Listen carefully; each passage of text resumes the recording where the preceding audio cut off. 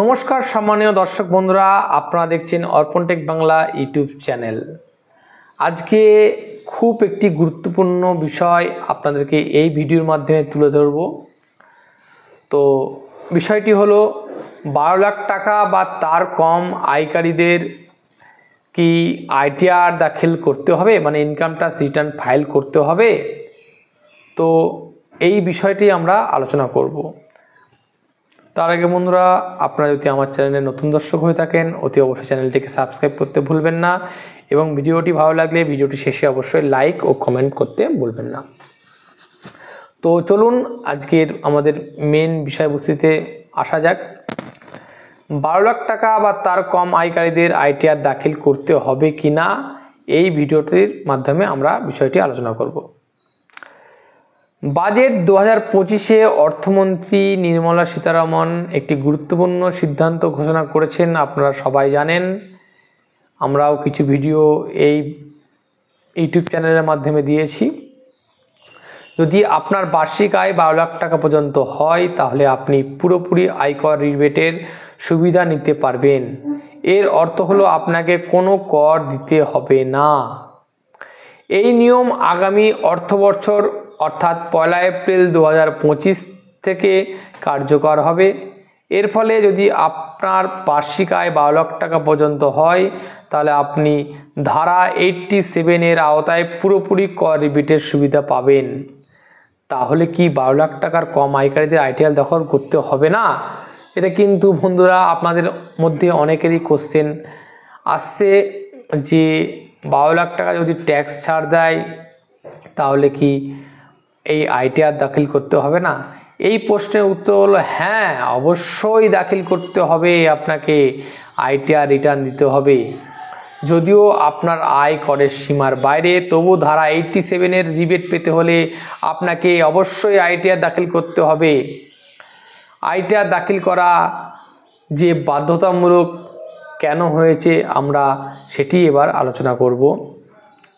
যদি আপনি আইটিআর দাখিল না করেন তাহলে আপনি কর রিবেটের সুবিধা পাবেন না। এই রিবেট শুধুমাত্র তাদের জন্য যাদের বার্ষিক আয় 12 লাখ টাকা পর্যন্ত এবং যাদের আয়ের উৎসের ওপর বিশেষ হারে কর প্রযোজ্য নয়। এটি পেতে হলে অবশ্যই আইটিআর দাখিল করতে হবে। এছাড়াও কিছু নির্দিষ্ট পরিস্থিতিতে আপনাকে আইটিআর দাখিল করতে হবে। এমনকি যদি আপনার আয় কমও হয় তবুও কিন্তু আপনাকে আইটিআর দাখিল করতে হবে। যদি আপনার বিদেশে সম্পত্তি থাকে তাহলে আপনাকে অবশ্যই আইটিআর ফাইল করতে হবে। যদি আপনার ব্যাংক অ্যাকাউন্টে 1 কোটি টাকার বেশি জমা থাকে তাহলেও করতে হবে। যদি আপনি বিদেশ ভ্রমণে 2 লক্ষ টাকার বেশি ব্যয় করেন সেখানেও লাগবে। যদি আপনার বার্ষিক বৈদ্যুতিক বিল 1 লাখ টাকার বেশি হয় সেখানেও লাগবে। যদি আপনার ব্যবসায় বিক্রি 60 লাখ টাকার বেশি হয় তাহলেও কিন্তু অবশ্যই আপনাকে ফাইল করতে হবে। আইটিআর যদি দাখিল না করেন তাহলে কিন্তু আপনি নোটিশ পেতে পারেন। এটা কিন্তু বড় ঝামেলা সবার ক্ষেত্রে। এই নোটিশ আসলে আপনাকে কমপ্লেন্স রিপোর্ট দিতে হবে, না দিলে আরও পেনাল্টি আসবে।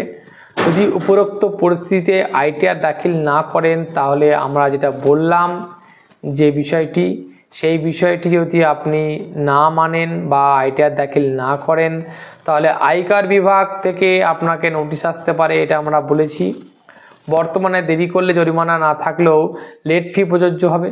নির্ধারিত সময়ের পর আইটিআর দাখিল করলে 1000 থেকে 5000 পর্যন্ত ফি দিতে হতে পারে। এর পাশাপাশি মাসিক 1% হারেও সুদ কিন্তু যোগ হবে। যতদিন পর্যন্ত আপনি এটা দেবেন না ততদিন 1% করে এটা বাড়বে। ভবিষ্যতে আইটিআর দাখিলের সুবিধা কী সেটাও আমরা এই ভিডিওর মধ্যে কিছুটা জেনে নিই। যদিও আপনার আয় করযোগ্য সীমার বাইরে, তবু আইটিআর দাখিল করলে ভবিষ্যতে নানান সুবিধা মিলতে পারে। এটি আপনার আয় এবং ঠিকানার প্রমাণ হিসাবে কাজ করবে। ব্যাংক থেকে লোন নেওয়াটা অনেক সহজ হবে। বিদেশে ভ্রমণের জন্য ভিসা আবেদন করতে সুবিধা হবে। সুতরাং যদিও আপনার আয় 12 লাখ টাকার কম হয় তবু ভবিষ্যতের জন্য এই সুবিধা পাওয়ার জন্য আপনাকে অবশ্যই কিন্তু আইটিআর ফাইল করাটা বুদ্ধিমানের কাজ। এবার আপনাদেরকে প্রত্যেককেই অনুরোধ করব, আপনারা আইটিআর ফাইলটা ঠিক যথাসময়ে আপনারা দাখিল করবেন। তো এটা যদি লেট হয়ে যায় অবশ্যই আপনাকে ফাইন দিয়ে করতে হবে। নিশ্চয়ই ফাইন কেউ দিতে চায় না, তাই ফাইন দেওয়ার আগেই প্রতি বছর আপনারা ইনকাম ট্যাক্স রিটার্ন ফাইলটি করে রাখবেন। এতে আপনার ফিউচারে কোনো প্রবলেমে পড়তে হবে না এবং অনেক বেনিফিট আপনারা পাবেন। তো এটাই ছিল আজকের আমাদের বিষয়বস্তু।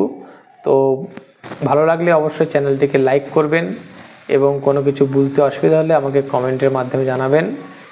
তো এখানেই ভিডিওটি শেষ করছি।